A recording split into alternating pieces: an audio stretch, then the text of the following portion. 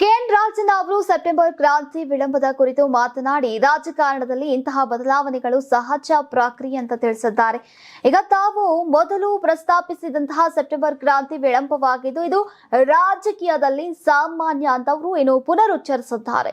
ಬದಲಾವಣೆಗಳು ಕೇವಲ ಕಾಂಗ್ರೆಸ್ಗೆ ಸೀಮಿತವಲ್ಲ, ಬಿಜೆಪಿ ಸೇರಿದಂತೆ ಎಲ್ಲಾ ಪಕ್ಷಗಳಲ್ಲೂ ಕೂಡ ಗೊಂದಲ ಇದೆ ಮತ್ತು ಬದಲಾವಣೆಗಳನ್ನು ನಿರೀಕ್ಷಿಸಲಾಗ್ತಾ ಇದೆ ಅಂತ ರಾಜಣ್ಣ ಅವರು ಅಭಿಪ್ರಾಯವನ್ನ ಪಟ್ಟಿದ್ದಾರೆ.